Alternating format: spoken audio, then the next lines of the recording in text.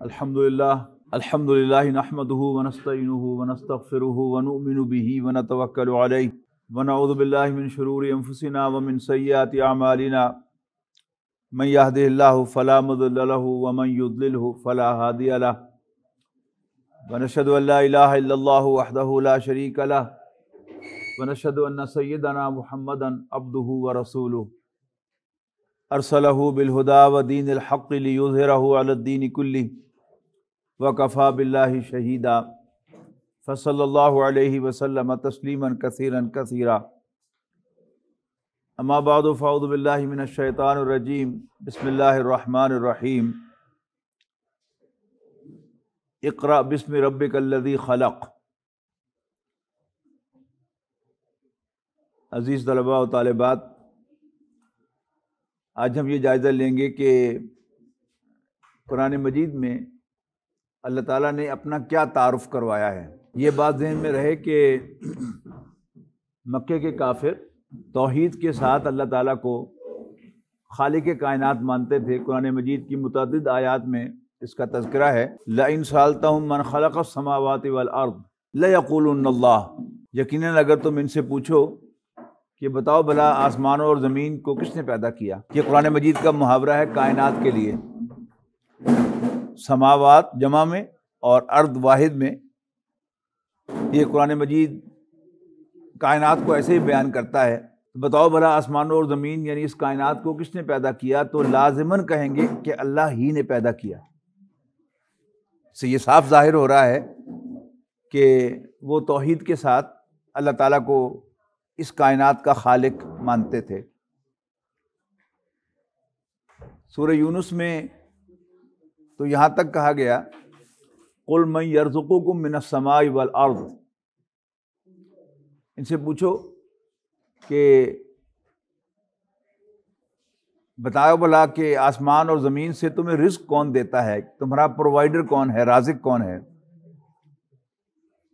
وَمَن يَمْلِكُ السَّمْعَ وَالْأَبْصَارَ، اور کون کنٹرول کرتا ہے کانوں اور آنکھوں کو۔ وَمَن يُخْرِجُ الْحَيَّ مِنَ الْمَيِّتِ وَيُخْرِجُ الْمَيِّتَ مِنَ الْحَيِّ، اور کون مردہ کو زندہ سے اور زندہ کو مردہ سے نکالتا ہے۔ وَمَن يُدَبِّرُ الْأَمْرَ، اور کون کاموں کی تدبیر کرتا ہے، افیئرز کو پلان کرتا ہے۔ سَيَقُولُونَ اللَّهُ، تو کہیں گے اللہ۔ باقی رہ کیا گیا؟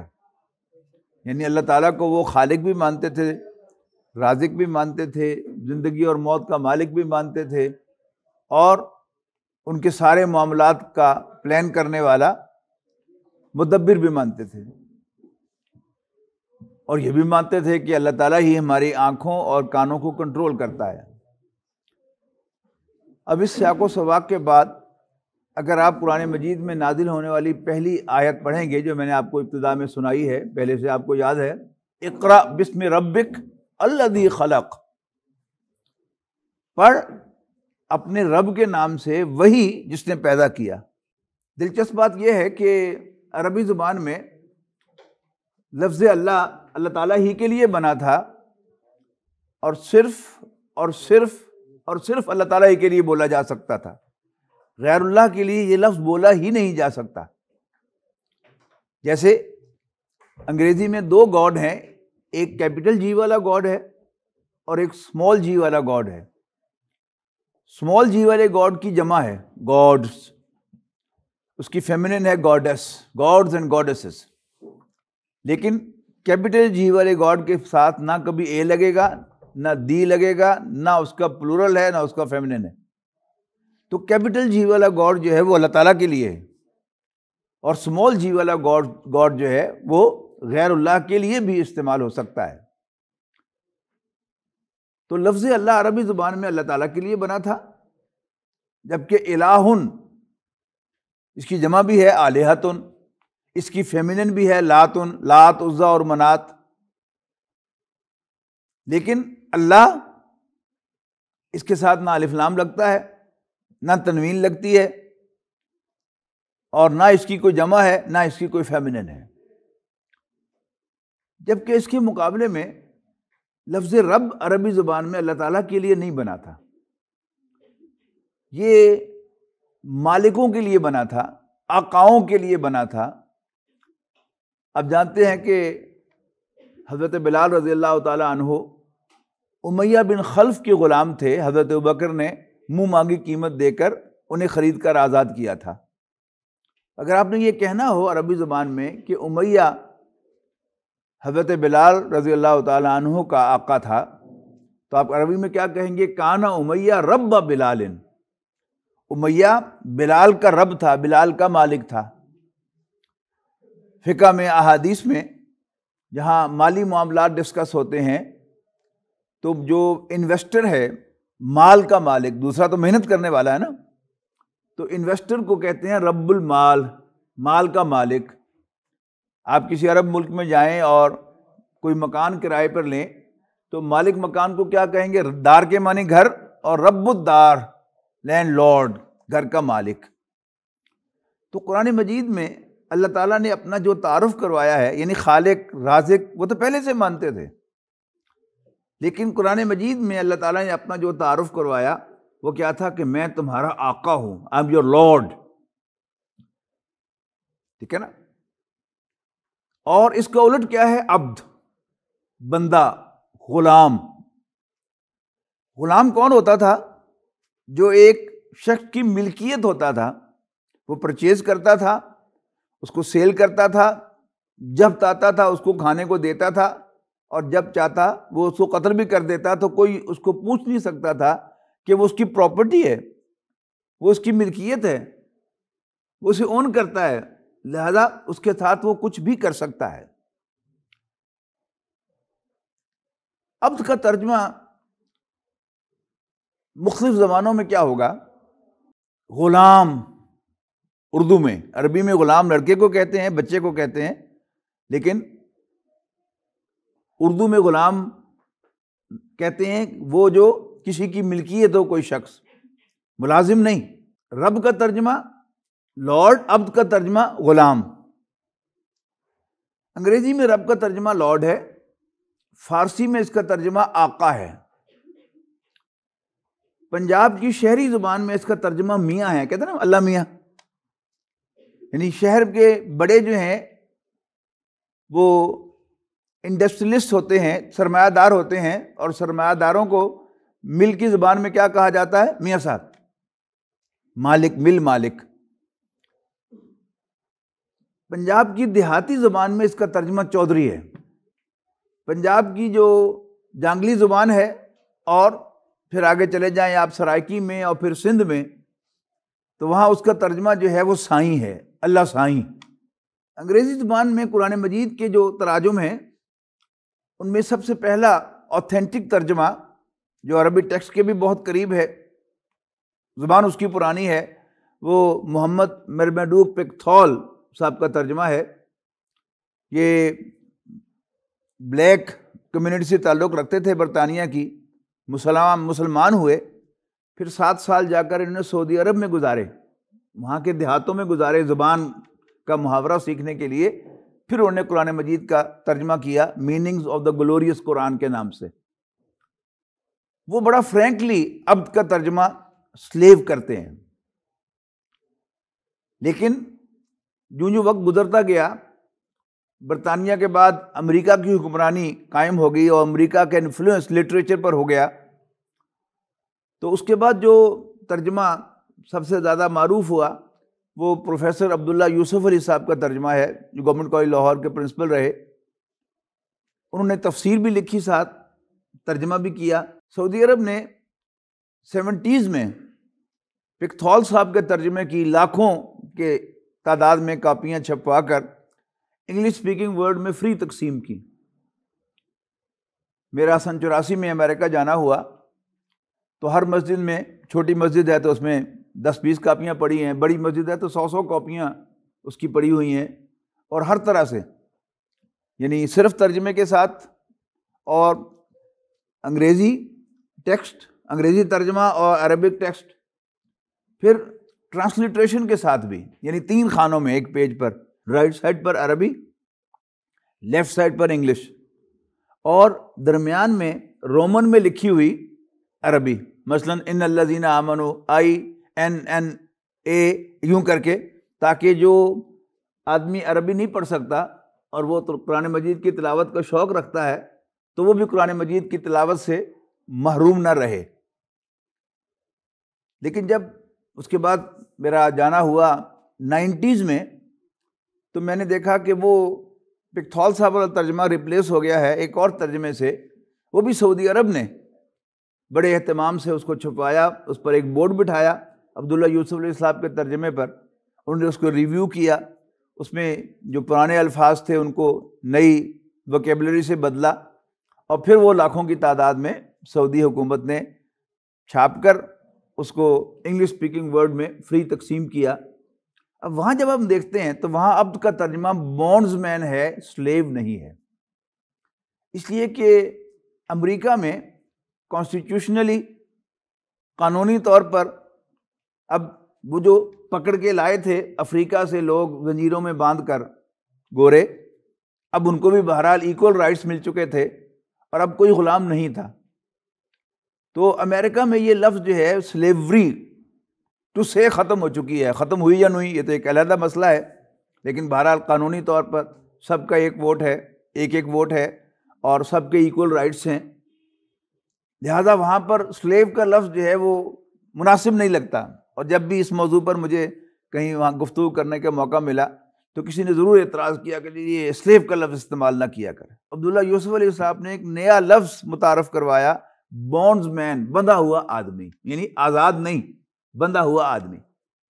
اس کے بعد پھر بلکہ سمجھیے کہ 90s کے اینڈ میں سعودی عرب نے پھر اپنا ترجمہ کروایا، ڈاکٹر محسن خان اور ایک اور ساتھ صاحب ہیں، نام مجھے ان کا بھول رہا ہے، ان کا ترجمہ، اب وہ ترجمہ جو ہے وہ سعودی عرب کے اہتمام سے دنیا میں تقسیم کیا جاتا ہے۔ اس میں بونڈز مین کا لفظ بھی چھوڑ کر ہمبل سرونٹ ترجمہ کیا گیا ہے عبد کا۔ لیکن یاد رکھیے گا، سرونٹ جتنا مرضی ہمبل ہو جائے وہ سلیو نہیں ہوتا، اس لیے کہ سروس میں آزادی ہوتی ہے۔ آپ کو کوئی جاب آفر ہو، آپ کا جی چاہے تو آپ اس آفر کو قبول کریں، اور آپ کا جی نہ چاہے تو آپ اس کو قبول نہ کریں، یہ آپ کا اپنا اختیار ہے، پریروگیٹو ہے کہ آپ اس آفر کو قبول کرتے ہیں یا نہیں کرتے۔ لیکن غلام کے پاس کوئی چوائس نہیں ہوتا، یعنی slavery is never ever with choice, جبکہ employment is always with choice.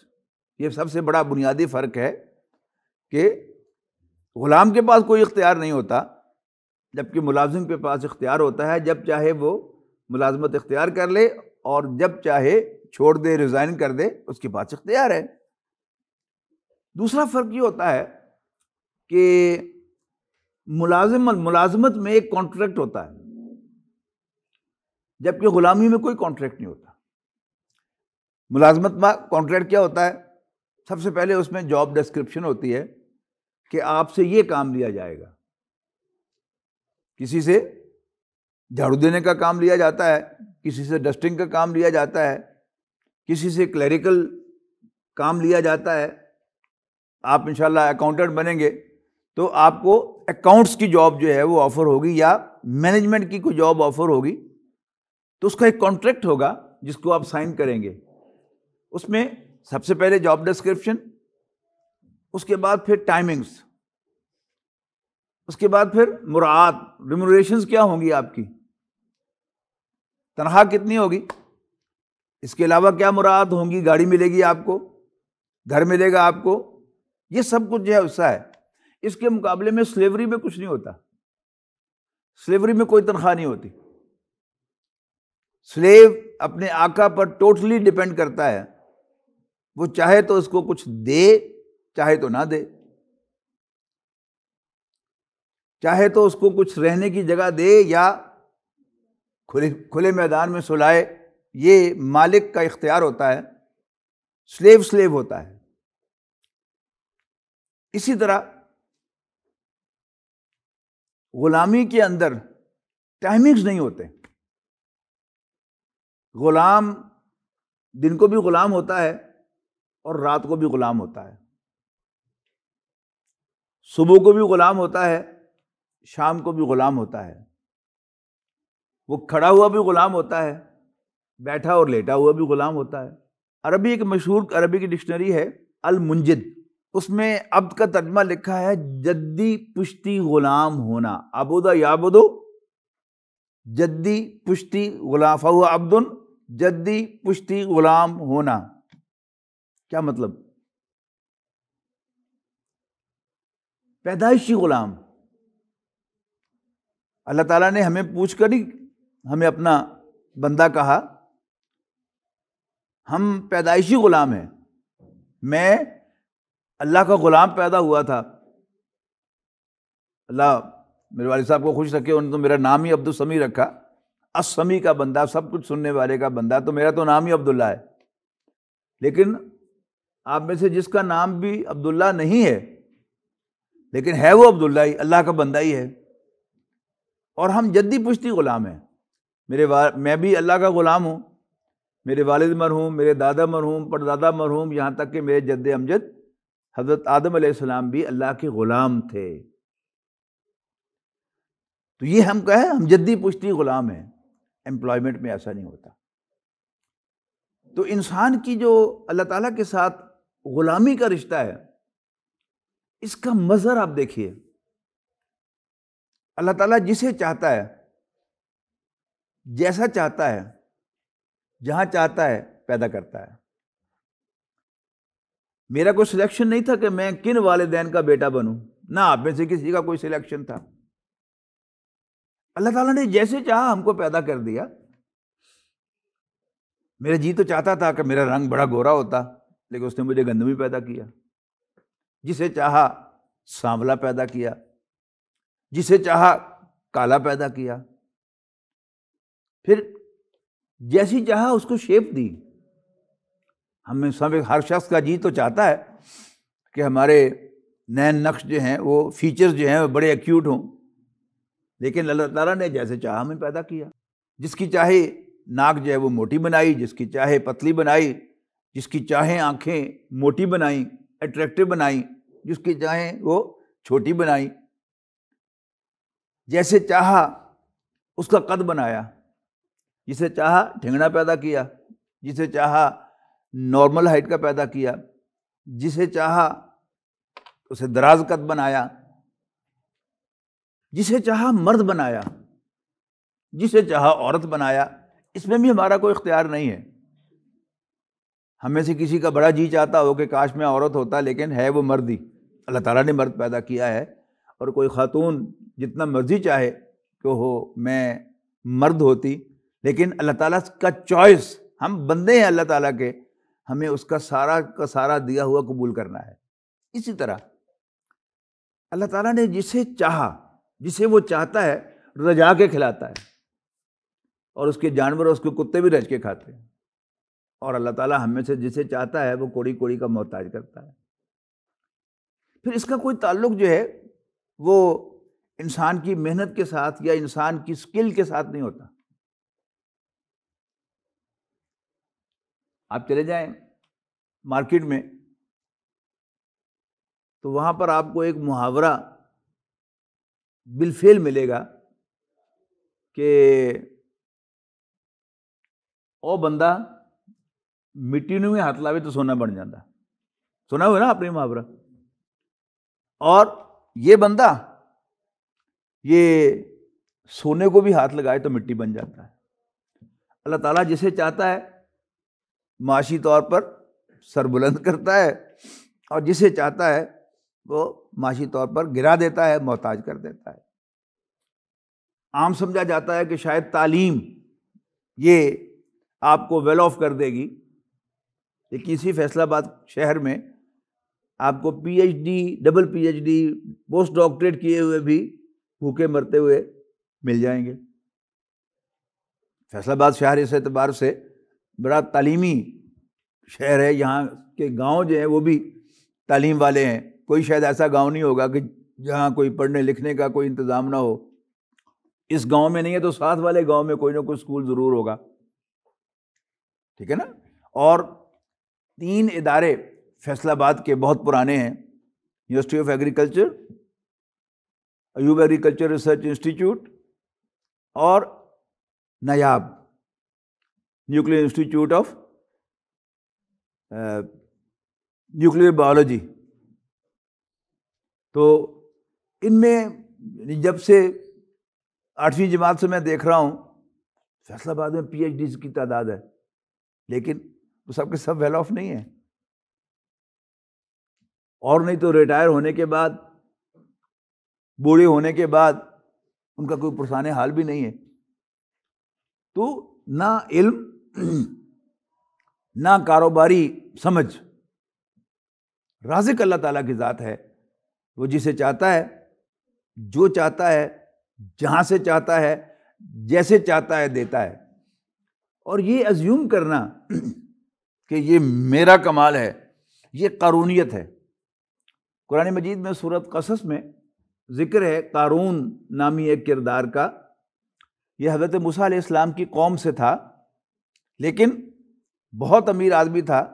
یعنی اس کی دولت کے جو گوڈاؤنز تھے ان کی چابیاں اٹھانے کے لیے بھی یعنی پوری ایک جتھا چاہیے تھا انسانوں کا کہ جو اس کی چابیوں کو اٹھاتا ہے. یہ قرآن مجید کا تذکرہ ہے. اسے جب کہا گیا کہ جو کچھ اللہ نے تمہیں عطا کیا ہے اس میں سے تم نیکی بھی کماؤ اور بھلائی کرو لوگوں کے ساتھ جیسے اللہ نے تیرے ساتھ بھلائی کی ہے. اس نے کہا ہے یہ بیچ میں لمحے کہاں سے آ گئے؟ انما اوتیتہ علی علم عندی، مجھے سب کچھ ملا ہے اپنے علم، اپنے نو ہاؤ کی بنیاد پر، میرے اسمارٹ فیصلے. کیونکہ کاروبار کیا ہے؟ کاروبار کچھ فیصلوں کا نام ہے. آپ لوگ تو مجھ سے بہتر جانتے ہیں کس چیز کا کاروبار کرنا ہے، اور مال کہاں سے خریدنا ہے، کب خریدنا ہے، اور کہاں لا کے بیچنا ہے اور کب بیچنا ہے. اگر یہ چند فیصلے صحیح ہو جاتے ہیں تو عام طور پر آپ کو کاروبار میں ترقی ملتی ہے. لیکن قرآن مجید کیا کہتا ہے؟ ترقی کاروبار میں اسی کو ملے گی جس کی اپروول اوپر سے آئے گی. اور باقی کتنا ہی اچھا کاروبار کیوں نہ ہو اور کتنا ہی اسمارٹ فیصلے کرنے والا نہ ہو کاروباری آدمی، لیکن اس کو ملے گا وہی جو اس کا رب اسے عطا کرے گا. اللہ تعالیٰ کی بہت سی حیثیتیں ہیں. وہ خالق بھی ہے، پیدا کرنے والا ہے، کریٹر ہے، اور وہ الہ بھی ہے. یعنی اسلام میں داخلہ اللہ تعالیٰ کو الہ واحد ماننے سے ہوتا ہے. لا الہ الا اللہ محمد رسول اللہ صلی اللہ علیہ وسلم. تو جب ہم اللہ تعالیٰ کے ایک ہونے کا اقرار کرتے ہیں کہ اس کے سوا کوئی عبادت کے لائق نہیں ہے، ورشپ کے لائق نہیں ہے، تو ہم اسلام میں داخل ہوتے ہیں. لیکن آج ہم جو گفتگو کر رہے ہیں وہ اسلام میں داخلے کی گفتگو نہیں ہے، وہ گول کی گفتگو ہے کہ الٹیمیٹلی ہم نے اللہ تعالیٰ کو کیا ماننا ہے، کیا سمجھنا ہے. جتنا ہم اس سٹارٹنگ پوائنٹ سے اس گول کے قریب ہوتے چلے جائیں گے ہماری زندگی میں ایک تبدیلی آتی چلی جائے گی،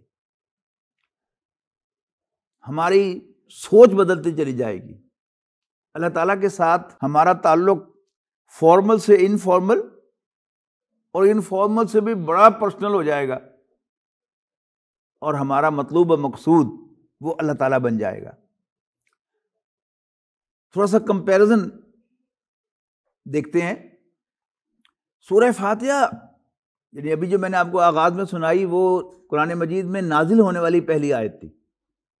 اقرا بسم ربک الذی خلق. اب قرآن مجید کے ٹیکسٹ میں جو پہلی آیت ہے ہم اس کو دیکھتے ہیں، اس میں بھی اللہ تعالیٰ کا تعارف رب ہی ہے. الحمدللہ رب العالمین. ساری حمد، ساری تعریف، اور یہ الحمدللہ کا جو کلمہ ہے یہ قرآن مجید کے نازل ہونے سے پہلے سے عربوں کے ہاں شکر ادا کرنے کے لیے استعمال ہوتا تھا الحمدللہ. اس لیے آپ دیکھتے ہیں کہ جو ساری دعائیں ہیں ان میں الحمدللہ کہا جاتا ہے. الحمدللہ الذی اطعمنا وسقانا، ٹھیک ہے جی. الحمدللہ الذی احیانا بعد ما اماتنا. اللہ کا شکر جہاں بھی ادا کرنا ہو وہاں الحمدللہ کا کلمہ کہا جاتا ہے. اور یہ نبی اکرم صلی اللہ علیہ وسلم سے پہلے کا عرب میں یہ رواج تھا کہ اللہ تعالیٰ کی تعریف کی. یہ کیا چیز ہے اس کو بھی سمجھیں کہ شکر ادا کرنے کے لیے، یعنی ایک جو اپنے لیول کا بندہ ہے اس کو آپ شکریہ کہہ کر شکر ادا کرتے ہیں. کسی چھوٹے کا شکریہ ادا کرنا ہو تو شاباش دے کر شکریہ ادا کرتے ہیں. آپ کو کسی بچے نے پانی کا گلاس پکڑا دیا، چھوٹے بھائی نے، آپ کی والدہ نے آپ کو جب پانی کا گلاس دیا تو آپ شکریہ کے بجائے کچھ اور لفظ استعمال کریں گے جو ماں کے شایان شان ہو. کوئی بڑا ہے وہ آپ کو کوئی فیور دیتا ہے تو آپ کیا کہیں گے؟ یو آر گریٹ سر. اب یہ یو آر گریٹ کہنا جو ہے یہ اصل میں کیا ہے؟ یہ شکریہ ادا کرنے کا انداز ہے. تو اللہ تعالیٰ جو سب سے بڑا ہے تو اس کا شکریہ جو ہے وہ الحمدللہ کہہ کر کیا جاتا ہے. ساری تعریف ہے اللہ کے لیے، یو آر دا گریٹسٹ. اس کے بعد کیا ہے؟ اللہ تعالیٰ کی کچھ تعریفیں کرنے کے بعد پھر ایاک نعبد و ایاک نستعین. اس کے دو ترجمے ہیں. اے اللہ ہم تیری عبادت کرتے ہیں اور تجھی سے مدد مانگتے ہیں. اور دوسرا ترجمہ اے اللہ ہم تیرے ہی بندے ہیں، تجھی سے مدد مانگتے ہیں. یعنی جب اللہ تعالیٰ کو آپ الہ سمجھ رہے ہیں تو پھر وہ وردی آف ورشپ ہے نا. تو آپ ترجمہ کریں گے، آپ کے ذہن میں ہوگا کہ اللہ ہم تیری ہی عبادت کرتے ہیں. Acts of worship. نماز، روزہ، یہ کیا ہیں؟ ایکٹس آف ورشپ ہیں. اور بندگی جو ہے یہ ایکٹ تو نہیں ہے. یہ بھی ہم نے جانا کہ پیدا بھی انسان غلام ہوتا ہے اور مرتا بھی غلام ہے. قیامت کے دن بھی اٹھے گا تو بھی اللہ کا غلام ہوگا. تو وہ ایک کنڈیشن ہے. اگر آپ کو یاد ہو اردو گرامر میں جو آپ نے فعل کی تعریف پڑھی تھی، یاد ہے کیا تھی بھلا؟ وہ کلمہ کہ جس میں کسی کام کا کرنا یا ہونا پایا جائے. یہ کرنے اور ہونے میں یہ فرق ہے. کرنا ایکٹ ہوتا ہے. مثلا یہ نماز ایکٹ ہے، اس کی کوئی نہ کوئی بگننگ بھی ہوگی اور کوئی اس کا اینڈ بھی ہوگا. بگننگ کیا ہے؟ اللہ اکبر، نماز کی ورشپ شروع ہو گئی، اور السلام علیکم ورحمۃ اللہ، ورشپ آف پریئر کنکلوڈ ہو گئی. لیکن جو ہونا ہوتا ہے اس کا کوئی آغاز انجام نہیں ہوتا، یہ ہوتا ہی ہے. تو اے اللہ ہم تیرے بندے ہیں اور ہم تیری عبادت کرتے ہیں. جب رب کا تصور ذہن میں ہوگا کہ وہ میرا مالک ہے تو پھر ہم کیا کہیں گے؟ ایاک نعبد، اے اللہ ہم تیرے بندے ہیں. اور اگر الہ کا تصور ہوگا تو پھر ہوگا کہ اے اللہ ہم تیری ورشپ کرتے ہیں. اب ورشپ کیا ہے؟ وہ کنکلوڈ ہو جاتی ہے. فجر کی اذان ہوئی تو روزے کی ورشپ سٹارٹ ہو گئی، اور مغرب کی اذان ہوئی تو روزے کی ورشپ کنکلوڈ ہو گئی. لیکن بندگی نہ شروع ہوئی نہ اس کا اختتام ہوا. وہ تو ہے اے اللہ ہم تیرے بندے ہیں، تجھی سے مانگتے ہیں. تو اللہ تعالیٰ کے سامنے بندہ بن کر رہنا یہ بڑا اہم ہے. اسی طرح خالق اور مالک کا فرق بھی سمجھ لیں آپ اچھی طرح، انشاءاللہ مفید ہوگا. آپ کے پاس ایک پیس آف لینڈ ہے، قطعہ زمین ہے، آپ اس کے مالک ہیں، لینڈ لارڈ ہیں. اب آپ کے پاس اختیار ہے کہ چاہیں تو اس پر کچھ بھی نہ کریں، چاہیں تو گھاس لگا دیں، چاہے تو اس میں آپ فصل بیج دیں، چاہیں تو آپ اس میں باغ لگا دیں، چاہیں تو آپ اس پہ سولنگ لگا دیں، چاہیں تو آپ اس پر کوئی عمارت تعمیر کرنے کا فیصلہ کریں. یہ سب فیصلے آپ کے ہیں، because you are the landlord. ٹھیک ہے نا؟ اچھا، آپ نے فیصلہ کیا عمارت بنانے کا، پھر آپ کے پاس اختیار ہے کہ اس کا آرکیٹیکچرل ڈیزائن آپ خود بنائیں یا آپ کوئی آرکیٹیکٹ ہائر کر لیں. پھر اس کا نقشہ جو ہے وہ کسی ڈرافٹمین سے بنائیں یا مستری سے کہہ دیں کہ بھئی اے کر کے ایتھے کمرہ بنانا ہے، ایتھے ایک برآمدہ بنانا ہے. یہ سب آپ کا اختیار ہے. پھر آپ نے جو ہائر کرنا ہے، کوئی کانٹریکٹر ہائر کرنا ہے یا کوئی مستری ہائر کرنا ہے، یہ بھی اختیار آپ کا ہے. پھر جب بلڈنگ تیار ہو گئی، آپ نے پیمنٹ کر دی، اب اس بلڈر کا کوئی اختیار اس بلڈنگ پر نہیں رہا. اب جب چاہیں آپ اس کو ڈیمولش کر دیں، جب چاہیں آپ اس میں کوئی الٹریشن کر دیں. تو یہ سب اختیار جو ہے وہ خالق کا نہیں ہوتا، وہ مالک کا ہوتا ہے. تو اللہ تعالیٰ ہمارا خالق بھی ہے، نو ڈاؤٹ، لیکن اللہ تعالیٰ کا جو ہم پر اختیار ہے وہ مالک ہونے کے اعتبار سے ہے کہ اس نے ہمیں پیدا کیا، جب چاہے گا ہمیں واپس بلا لے گا، بھائی آ جاؤ، ہم پر موت آ جائے گی۔ پھر جیسے چاہا اس نے ہمیں ڈیولپ کیا، وہ مالک ہے۔ تو اللہ تعالیٰ کا مالک ہونا، رب ہونا، یہ قرآن مجید کا اصل تھیم ہے کہ قرآن مجید نے اپنا تعارف کیسے کروایا ہے۔ مکے کے لوگ توحید کے ساتھ خالق مانتے تھے لیکن رب ماننے کو تیار نہ تھے۔ کیوں؟ اس کو بھی سمجھ لیں کہ امیہ بن خلف، ابو جہل، ابو لہب، یہ اپنے آپ کو آقا کہتے تھے نا، ہم چودھری ہیں، ہم لارڈز ہیں۔ لیکن جب قرآن مجید کی پہلی ہی آیت میں ان کے نیچے سے وہ کرسی کھینچ لی گئی، you are not the lords. Lord کون ہے؟ الذی خلق، کہ جس نے پیدا کیا۔ تو یہیں سے مکہ مکرمہ میں لڑائی کا آغاز ہو گیا کہ ان میں سے جو بھی سمجھدار تھا، جتنا سمجھدار تھا، اس کو سمجھ آ گئی کہ اب میرے نیچے سے میری کرسی کھینچی جا رہی ہے، اب میں لارڈ نہیں ہوں۔ اور کبھی کوئی لارڈ جو ہے وہ اپنی ملکیت چھوڑنے کو تیار نہیں ہوتا۔ تو اگر یہ سمجھ میں آ گئی آپ کو بات کہ ہم اللہ کے بندے ہیں، اللہ تعالیٰ ہمارا رب ہے، تو پھر جلدی سے جائزہ لیتے ہیں کہ پھر اللہ تعالیٰ کو رب ماننے کے تقاضے کیا ہیں۔ سب سے پہلا تقاضا تو یہ ہے کہ ہم دل سے تسلیم کر لیں کہ اللہ تعالیٰ ہمارا رب ہے۔ وہی جو ساری باتیں ہم نے رب کے بارے میں جانی ہیں، اس کو ذرا اللہ تعالیٰ پر فٹ کر کے دیکھیں تو میرا وجود بھی اس کا محتاج ہے، اور میری سروائیول بھی اس کی محتاج ہے، میں رزق کے لیے بھی اس کا محتاج ہوں، میری آنکھیں بھی اسی کی اجازت سے دیکھ رہی ہیں۔ جب وہ مجھ سے یہ چیز چھین لے گا تو پھر میں دیکھ نہیں سکوں گا۔ میں اللہ تعالیٰ کی سنوائے سنتا ہوں، میں اللہ تعالیٰ کے چلائے چلتا ہوں۔ یہ کھانا جو میں کھاتا ہوں اللہ تعالیٰ کھلاتا ہے، اور اللہ تعالیٰ میرے معدے کو اجازت دے گا کہ وہ ہضم کرے اس کو تو ہضم ہوگا، ورنہ یہ ہضم نہیں ہوگا۔ یہ جو ماننا، دل سے تسلیم کر لینا کہ اللہ تعالیٰ میرا رب ہے، بڑا ہی دلچسپ یہ فیلنگ ہے۔ آپ کبھی تنہائی میں بیٹھ کر اللہ تعالیٰ کو مخاطب کر کے کہیں کہ یا اللہ تو میرا رب ہے، میں تیرا بندہ ہوں، میں تیرا بندہ ہوں، تو میرا رب ہے۔ عربی میں کہنا چاہیں تو ربی انی عبدک، ربا میں تیرا بندہ ہوں۔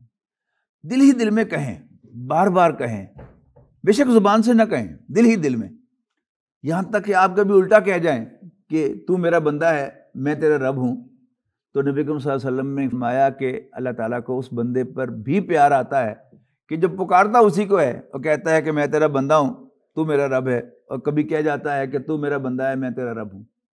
یعنی ایک پرسنل لیول پر فیلنگ۔ انسان کے کچھ جذبات ہیں کہ جن کا انسان کو خود پتہ نہیں ہوتا۔ ان میں سے ایک جذبہ کیا ہے؟ He wants to be owned by someone۔ تو وہ جسے در حقیقت ہمیں یہ فیل کرنا ہے کہ we are owned by him، وہ اللہ تعالیٰ کی ذات گرامی ہے، وہ ہمارا رب ہے۔ اور اس فیلنگ کو دل میں پکائیں کہ اللہ میں تیرا بندہ ہوں، تو میرا رب ہے، یا اللہ تو میرا رب ہے، میں تیرا بندہ ہوں۔ اب اگلا تقاضا کیا ہے؟ وہ ہے اسی سے مانگنا۔ مانگا ہمیشہ اپنے مالک سے جاتا ہے۔ یہ ہم لوگ انڈو پاک سب کانٹیننٹ کے رہنے والے، سوائے سادات کے اور قریشیوں کے جو سعودی عرب سے منتقل ہو کے آئے ہیں، باقی ہم سب کون ہیں؟ ہم ہندوؤں کی اولاد ہیں۔ ہمارے فور فادرز ہندو تھے۔ صوفیاء کرام نے محنت کر کے ان کو مسلمان کیا۔ یہ صوفیاء کرام کون سے؟ بڑی بڑی دور سے آئے تھے، سمرقند سے، بخارا سے، پتہ نہیں کہاں کہاں سے۔ ان کے مرشد نے حکم دیا کہ تم وہاں جا کے بیٹھ جاؤ، وہ وہاں بیٹھ گیا۔ کسی کو کہا لاہور جا کے بیٹھ جاؤ، کسی کا اجمیر جا کے بیٹھ جاؤ، کسی کو کہا دہلی جا کے بیٹھ جاؤ، کسی کو کہا پاک پٹن میں جا کے بیٹھ جاؤ، کسی کو کہا ملتان جا کے بیٹھ جاؤ۔ وہ بس جو کچھ اس کے پاس تھا وہ ایک پوٹلی میں ڈالا اور سفر کر کے وہ وہاں جا کے بیٹھ گیا۔ جو بھی پوٹلی میں پیسے تھے اس سے کچھ سامان خریدا اور کسی سڑک کے کنارے پر، سڑکیں تو تھی نہیں، کسی بھی راستے کے کنارے پر انہوں نے ایک کٹیا بنائی، ایک گھڑا خریدا، ایک پیالہ خریدا، اور قریب کوئی دریا اس سے گھڑا بھر کے رکھ لیا، اور جو بھی مسافر گزر رہا ہے اس کو پانی پیش کیا. یعنی ون آف دی ایگزامپلس کہ جس طرح انہوں نے اپروچ کیا، پانی پیش کیا. اب ظاہر ہے انسان کی کرٹسی ہے نا، اللہ تعالیٰ نے رکھی ہوئی ہے کہ راہ جلتے ہوئے کوئی پانی پیش کرے گا تو ایک تو آپ شکریہ ادا کریں گے، اور پھر اس کا حال چال پوچھیں گے، اور ذرا کرٹیس ہوں گے تو 2 منٹ اس کے پاس بیٹھیں گے. یعنی گھونٹ بھرتے ہی آخری جو ہے وہ چل نہیں پڑیں گے. ہوتا نا آپ کسی کے یہاں مہمان جائیں تو آپ کو چائے پیش کرے تو چائے کا آخری گھونٹ پیتے ہی اٹھ کے چل نہیں پڑتے. آپ چائے ختم کرنے کے بعد آپ 1-2 منٹ بیٹھتے ہیں اور پھر اجازت طلب کرتے ہیں کہ جی بس اجازت دیں. تو کرٹیسی ہوتی ہے نا. لوگ آ کے ان کے پاس بیٹھنا شروع ہو گئے، تعارف حاصل ہوا، آپ کہاں سے آئے ہیں اور کیا کھاتے ہیں. انہوں نے کہا بس جو اللہ تعالیٰ کھلا دیتا ہے کھا دیتے ہیں، پتے جو اللہ نے رکھے ہوئے ہیں درختوں کے یہ کھا لیتے ہیں، اور پانی جو ہے یہ پی لیتے ہیں. بڑی شرم آئی ان کو. گھر جا کے انہوں نے کہا کہ اوئے ایک مہمان آ کے بیٹھا ہوا ہے، کھانا جو ہے اس کو بھیجا کرو بنا کے. تو کھانا آنے لگا، ایک گھر سے، دوسرے گھر سے، کئی گھروں سے کھانا آنے لگا. انہوں نے لنگر لگا لیا پھر اس کا. سب لوگوں کو چلتے پھرتوں کو کہنا کہ کھانا میرے ساتھ آ کے کھایا کرو، میرے پاس بہت کھانا ہوتا ہے. تو ایک اسی طرح اللہ والے جو تھے ان کے دل میں خیال آیا کہ اب میرے کھانے کا بندوبست تو ہو گیا ہے. کہنا کیا چاہیے تھا انہیں کہ اللہ تعالیٰ نے اب میرے کھانے کا بندوبست کر دیا ہے. اللہ تعالیٰ کو نکال دیا بیچ میں سے. انہوں نے کہا کھانے کا بندوبست ہو گیا ہے. تو اللہ تعالیٰ کا معاملہ کیا ہے کہ اللہ تعالیٰ تمام بندوں کو ایک لاٹھی سے نہیں ہانکتا. سورہ کہف میں آپ نے پڑھا ہوگا نا کہ نبی کریم صلی اللہ علیہ وسلم ایک مرتبہ کوئی سوال پوچھے قریش نے یہودیوں کی شے پر. یعنی قریش نے رابطہ کیا یہودیوں سے کہ ہمارے یہاں ایک شخص ہے کہ جو اللہ کا نبی ہونے کا دعویٰ کرتا ہے، تو ذرا کچھ سوال بتاؤ کہ کیا کیا سوال ہم اس سے پوچھیں ذرا اس کو تنگ کرنے کے لیے یا امتحان لینے کے لیے. تو نبی کریم صلی اللہ علیہ وسلم نے کہا کہ کل بتاؤں گا. یعنی ذہن میں کیا تھا کہ وہی آئے گی تو بتا دوں گا. کل آئے، آپ نے کہا نہیں کل بتاؤں گا. کل کرتے 15 دن گزر گئے، اور 15 دن کے بعد وہی آئی نبی کریم صلی اللہ علیہ وسلم کو یہ کہتے ہوئے کہ وَلَا تَقُولَنَّ لِشَيْءٍ إِنِّي فَاعِلٌ ذَلِكَ غَدًا إِلَّا أَن يَشَاءَ اللَّهُ. never ever say this کہ یہ کام میں کل کروں گا مگر اس شرط کے ساتھ کہ اگر اللہ نے چاہا. اب دیکھیے ہم ساری عمر انشاءاللہ نہ کہیں، ہمارا کام کبھی روکا؟ لیکن اللہ کے پیغمبر، اللہ کے فیوریٹ بندے ایک دفعہ وہ کہنا بھولے. صرف میں نہیں سمجھتا کہ حضور صلی اللہ علیہ وسلم کے دل میں یہ نہیں ہوگا. دل میں تو ہوگا، لیکن صرف اتنی سی کمی رہ گئی کہ آپ کہنا بھول گئے تو 15 دن وہی نہیں آئی. تو اللہ کے جو خاص بندے ہیں جن کو واقعی اللہ تعالیٰ اون کرتا ہے کہ یہ میرے بندے ہیں. وہ میاں محمد بخش صاحب کا شعر یاد آ رہا ہے کہ میں بھی آکھاں تیرا تے او بھی آکھے تیرا، ربا تیرا کچھ نہیں جاندا جے تو ہی کہہ دے میں میرا. یعنی میں بھی کہتا ہوں کہ یا اللہ میں تیرا بندہ ہوں، آپ بھی کہتے ہیں یا اللہ میں تیرا بندہ ہوں، آپ بھی کہتے ہیں میں تیرا بندہ ہوں، آپ بھی کہتی ہیں میں تیری بندی ہوں. ربا تیرا کچھ نہیں جاندا جے تو ہی کہہ دے میں میرا بندہ ہے. ٹھیک ہے نا؟ قیامت کے دن اللہ تعالیٰ جو ہے وہ مجھے بلا لے کہ میرا بندہ آ گیا، تو میرے تو وہیں پیسے پورے ہو جائیں گے. اب تصور کریں نا کہ اللہ تعالیٰ ہمیں اون کرے کہ یہ میرا بندہ ہے. تو اس اللہ والے کے ذہن میں آیا کہ میری روٹی کا بندوبست تو ہو گیا ہے. تو اللہ تعالیٰ نے پکڑ لیا. کسی کو خیال آیا کہ چلو سارے ہور دینے اج میں نام ہی دیوان رکھی ہے، کوئی بھول گیا، کوئی کسی طرح سے، یعنی کہیں سے کھانا نہیں آیا. 3 دن تک بھوک سے بالکل، کیونکہ ظاہر سٹور تو کر کے رکھتے ہی نہیں تھے وہ. جب بھوک سے بالکل مجبور ہو گئے تو اٹھ کر ساتھ والی بستی میں گئے اور 3-4 دروازوں پر دستک دی. میں 3 دن کا بھوکا ہوں، مجھے کچھ کھانے کو دو. 3 روٹیاں ملیں بڑی قناعت کے ساتھ کہ بس زیادہ لالچ نہیں کرنا. وہ لے کر چلے تو گاؤں کا ایک کتا ان کے پیچھے ہو لیا اور بھونک رہا ہے پیچھے سے اور کاٹنے کو دوڑ رہا ہے بار بار. اس کو بڑا انہوں نے چھڑی سے پرے ہٹایا، ہٹا نہیں. آخر تنگ آ کر ایک روٹی کتے کو ڈال. کتے نے فٹافٹ وہ روٹی پھاڑی اور پھر پیچھے انہیں پھر دوسری بھی ڈال دی. کتے نے دوسری بھی کھائی پھر پیچھے تیسری بھی ڈال دی. کتے نے تیسری بھی کھائی پھاڑی اور پھر پیچھے بھونک رہا ہے. آخر جھنجلا کر یوں چھڑی اس کی طرف کر کے کہا بے غیرت، میں 3 دن کا بھوکا تھا، 3 روٹیاں مانگ کے لایا تھا، تینوں تمہیں ڈال چکا ہوں، اب بھی بھونک رہے ہو. جس اللہ نے مجھے اور آپ کو زبان دی ہے بولنے کے لیے، اس نے کتے کو بھی زبان دے دی.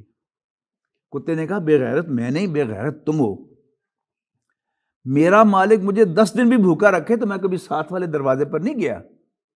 اتنے بے غیرت ہو کہ دعویٰ کرتے ہو کہ میرا رب اللہ ہے، اور اس نے تمہیں 3 دن کھانے کو نہیں دیا، اپنے جیسے انسانوں سے مانگنے کے لیے آ گئے. تو ایاک نعبد و ایاک نستعین، اگر اس کا آپ ترجمہ کر رہے ہیں کہ اے اللہ ہم تیری ہی عبادت کرتے ہیں اور تجھی سے مدد مانگتے ہیں، تو مطلب کیا ہو کہ یا اللہ میں تیرے لیے 2 نفل پڑھتا ہوں تو مجھے 2 روٹیاں دے دے. اللہ تعالیٰ کیا سوچا کہ دفع ہو جاؤ، مجھے تمہارے 2 نفلوں کی ضرورت نہیں، اس کو ہے کوئی ضرورت. لیکن آپ کہیں ایاک نعبد و ایاک نستعین، اے اللہ ہم تیرے بندے ہیں، تیرے غلام ہیں، تجھ سے مانگتے ہیں. اب رائٹ اسٹیبلش ہو گیا نا آپ کا مانگنے کا. تو اللہ تعالیٰ سے کیوں مانگنا ہے؟ اس لیے کہ وہ ہمارا رب ہے، وہ ہمارا مالک ہے. تو ایاک نعبد و ایاک نستعین، اے اللہ ہم تیرے ہی بندے ہیں اور تجھ ہی سے مدد مانگتے ہیں. تو اللہ کو رب ماننے کا پہلا تقاضا دل سے تسلیم کر لینا کہ اللہ میرا رب ہے، اور پھر مانگنا اسی سے. یعنی جو فزیکل چینلز ہیں کہ میری کوئی چیز گر جائے تو میں آپ سے کو بیٹا یہ پکڑانا، یہ جائز ہے. لیکن جو انویزیبل چینلز ہیں ان میں اللہ تعالیٰ کے سوا کسی اور کو پکارنا جائز نہیں ہے. مثال کے طور پر بڑی ٹپیکل مثال میں آپ کو دیتا ہوں. ہمارا ایمان ہے کہ حضرت میکائیل علیہ السلام اور ان کے ماتحت فرشتے وہ اللہ تعالیٰ کی طرف سے اپوائنٹڈ ہیں کہ وہ رزق کو تقسیم کریں انسانوں میں. لہذا بارشیں وہ برساتے ہیں، ہوائیں وہ چلاتے ہیں، اور کہاں کہاں سے ہوائیں جو آتے ہیں. آپ کو معلوم ہے، جغرافیہ میں پڑھا ہوگا آپ نے کہ ہم جو پانی پیتے ہیں یہ کہاں سے آتا ہے بھلا؟ معلوم ہے کچھ یاد؟ خلیج بنگال سے بخارات اٹھتے ہیں، اوپر جا کر پھر ہوائیں انہیں لے کر جاتی ہیں ہمالیہ کی طرف، کوہ ہمالیہ کے ساتھ، وہاں سے ٹکرا کر وہ اوپر جاتی ہیں، ٹھنڈی ہوتی ہیں، اور پورے انڈین سب کانٹیننٹ پر جو بارش ہوتی ہے وہ انہی بخارات سے ہوتی ہے. تو اللہ تعالیٰ ہمارے لیے کہاں سے پانی کا بندوبست کر رہا ہے؟ تو اللہ تعالیٰ کو پکارنا ہے، میکائیل کو نہیں پکار سکتے ہم. یعنی ہمیں بارش کی ضرورت ہے، 2 ماہ سے بارش نہیں ہوئی، تو ہم یہ نہیں کہہ سکتے اے میکائیل بارش برسا دے. حالانکہ پتہ ہے کہ بالفعل بارش کون برسائے گا؟ میکائیل برسائے گا علیہ السلام، لیکن پکارنے کی اجازت نہیں ہے. اسی طرح ہمارا ایمان ہے کہ حضرت عزرائیل علیہ السلام اور ان کے ماتحت فرشتے وہ روحیں قبض کرتے ہیں موت کے وقت. کسی کو درازی عمر کی دعا دینی ہو تو اللہ تعالیٰ کو کہیں کہ یا اللہ اس بچے کی عمر دراز کر. ہم حضرت عزرائیل علیہ السلام کو ریکویسٹ نہیں کریں گے پلیز یہ واسطے ہاتھ والا رکھیں. تو اس لیے کہ فیصلہ اللہ تعالیٰ کا ہے، ایگزیکیوشن فرشتوں نے کرنی ہے. تو مانگنا جو ہے وہ صرف اور صرف اللہ تعالیٰ سے. فزیکل چینلز میں ہم آمنے سامنے کھڑے ہیں، ہم ایک دوسرے سے مدد مانگ سکتے ہیں، لیکن جتنا آپ کا یہ اللہ تعالیٰ کا رب ہونے کا معاملہ جو ہے وہ آپ کے دل میں اترتا چلا جائے گا تو آپ کی جو طبیعت ہے وہ فزیکل چینل میں سے بھی کسی کی مدد کے لیے آمادہ نہیں ہوگی. آپ یہاں سے پاس آؤٹ ہوں گے، پھر جاب آپ تلاش کریں گے. اگر آپ کا اللہ تعالیٰ کا پرپختہ ایمان ہوگا تو آپ کسی جگہ اپلائی کریں گے یا کسی جگہ اپنی سی وی بھیجیں گے، لیکن پکاریں گے اللہ تعالیٰ کو کہ اللہ بس یہ میں نے کر دیا ہے، باقی تو مجھے جاب دلا. پھر اور زیادہ اللہ تعالیٰ پر ایمان گہرا ہوگا تو پھر کیا ہوگا کہ یا اللہ اگر یہ جاب میرے لیے بہتر ہے تو مجھے دلا دے، اور اگر یہ میرے لیے بہتر نہیں ہے تو پھر مجھے اس سے دور کر دے، اسے مجھ سے دور کر کے. سمجھ گئے؟ یہ دعائے استخارہ کے یہ الفاظ ہیں نا کہ ان کنت تعلم ان ھذا الامر خیر لی فی دینی و معاشی و عاقبت امری فاقدرہ لی ویسرہ لی ثم بارک لی فی، کہ اللہ اگر میرا یہ کام تیرے علم کے مطابق میرے دین دنیا اور انجام کے لحاظ سے بہتر ہے تو مجھے اس کی قدرت دے دے، اس کو میرے لیے آسان کر دے اور مجھے اس میں برکت دے دے، اور اگر ان کنت تعلم ان ھذا الامر شر لی فی دینی و معاشی و عاقبت امری، اور اگر تیرے علم کے علم کامل کے مطابق میرا یہ کام میرے دین دنیا اور انجام کے اعتبار سے برا ہے تو اسے مجھ سے دور کر دے، مجھے اس سے دور کر دے، اور پھر مجھے قدرت دے ایسی چیز کی وقت الخیر حیث کانا، جہاں بھی میرے لیے خیر پڑا ہوا ہے مجھے اس تک پہنچا دے، اس تک میری دسترس کر دے، ثم ارضنی بہ، پھر مجھے اس پر راضی کر دے۔ تو اللہ تعالیٰ کے ساتھ تعلق جتنا انسان کا مضبوط ہوگا پھر انسان آگے بڑھتا چلا جائے گا۔ یعنی جب اللہ تعالیٰ کے ساتھ پھر محبت پیدا ہو جائے گی، اپنے مالک کے ساتھ محبت کا رشتہ جو ہے وہ استوار ہوگا، تو پھر انسان کو اس پر بھی مزہ آئے گا کہ آج میرے مالک نے مجھے بھوکا رکھا ہے۔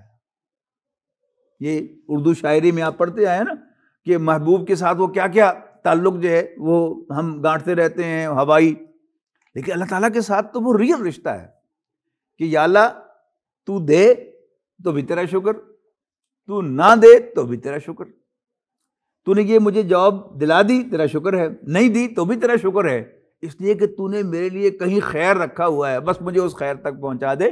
یہ دعائے استخارہ ہے، اسے پڑھنا چاہیے۔ تو اللہ تعالیٰ کے ساتھ سب سے اہم تعلق جو ہے وہ یہی ہے۔ باقی میں نے آپ کو دو بتایا نا کہ شہر کا بڑا جو ہے پنجاب میں وہ میاں کہلاتا ہے، میاں صاحب سرمایہ دار، اور گاؤں کا جو چودھری ہے انگریزی میں اس کو کیا کہتے ہیں؟ فیوڈل لارڈ، اس کے لفظ نام میں لارڈ آتا ہے اور اس کا ایٹیٹیوڈ بھی لارڈ والا ہوتا ہے۔ فرق کیا ہے؟ فرق سمجھیے، اگر کسی سرمایہ دار کا کوئی ملازم غبن کرے، چوری کرے، تو وہ اکاؤنٹنٹ کو بلائے گا کہ بھائی دیکھو ذرا اس کے ذمے کتنے پیسے بنتے ہیں، اور پھر اس کے گھر فون کرو اور ان سے کہو کہ آپ کے آدمی نے 3 لاکھ روپے غبن کیا ہے، 3 لاکھ روپے دے جاؤ، بندہ لے جاؤ ورنہ ہم پولیس میں دے دیں گے۔ لیکن چوری صاحب یہ کام نہیں کرتے۔ چوری صاحب کیا کرتے ہیں؟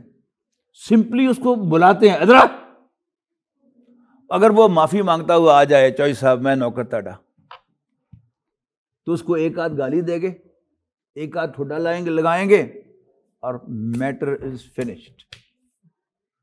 اللہ تعالیٰ نے اپنا تعارف یہی کرایا ہے، قل یا عبادی الذین اسرفوا علی انفسہم، کہہ دو اے میرے وہ بندو جنہوں نے اپنے اوپر ظلم ڈھایا ہے، لا تقنطوا من رحمت اللہ، اللہ تعالیٰ کی رحمت سے مایوس نہ ہونا، اللہ تعالیٰ کی رحمت سے مایوس نہ ہونا، ان اللہ یغفر الذنوب جمیعا، یقینا اللہ تعالیٰ سب کے سب گناہوں کو بخش دیتا ہے۔ تو یہ کیا ہے؟ یہ لارڈ کی شان ہے کہ اللہ تعالیٰ جو ہے وہ بخشتا ہے۔ وہ بابا بلے شاہ کی وہ مشہور دعا جو ہے وہ شاید آپ کے ذہن میں آئی ہوگی، اب تو نیٹ پر جو ہے وہ سب کچھ ملتا ہے، مولا معاف کریں بس معاف کریں، عدل کریں نہ انصاف کریں، معاف کریں بس معاف کریں، نہ میں عمل کماما نہ میں فرض نبھاما، میں مٹیاں دی ٹیری تیری شان اچیری، معاف کریں بس معاف کریں۔ تو اللہ تعالیٰ کے سامنے جو ہے معافی مانگنا، اس لیے کہ جو ماڈرن دین کا تصور ہے وہ کیا ہے کہ پرفیکشن آ جائے۔ یاد رکھیے کہ ہم کبھی پرفیکٹ نہیں ہو سکتے۔ انسانوں میں آخری شخص جو پرفیکٹ تھا وہ چلا گیا، وہ نبی اکرم صلی اللہ علیہ وسلم تھے۔ آپ پر نبوت ختم ہوئی تو آپ پر ہی معصومیت ختم ہوئی۔ نبی معصوم ہوتے تھے نا، نبیوں کے بعد کوئی انسان معصوم نہیں ہے، نہ ہم نبی ہیں نہ ہم فرشتے ہیں۔ ہمیں ہمارے اندر کچھ شارٹ کمنگ رہیں گی، برائیاں رہیں گی، کمزوریاں رہیں گی، بس کوشش کرتے رہیں کہ اللہ تعالیٰ کی بندگی میں کوئی کسر نہ آئے، لیکن کمی و کوتاہی رہنی ہی رہنی ہے، اس کے لیے اللہ تعالیٰ سے معافی مانگتے رہیں اور یقین رکھیں کہ اللہ تعالیٰ معاف کر دے گا۔ یعنی کوئی نافرمانی کرنے سے پہلے اللہ تعالیٰ سے ڈرنا چاہیے، یہ بھی اللہ تعالیٰ کا حق ہے، اللہ سے ڈرنا اتق اللہ قرآن مجید بار بار کہتا ہے. تو اللہ کی نافرمانی سے پہلے اللہ سے ڈرنا، ہو جائے تو معافی مانگنا اور یقین رکھنا کہ اللہ تعالیٰ معاف کر دے گا. اسی طرح اللہ تعالیٰ پر ڈپینڈ کرنا. اسی طرح ایک بڑی اہم چیز ہے، وہ ہے کہ اللہ تعالیٰ سے پروٹیکشن طلب کرنا، تعوذ جسے کہا جاتا ہے.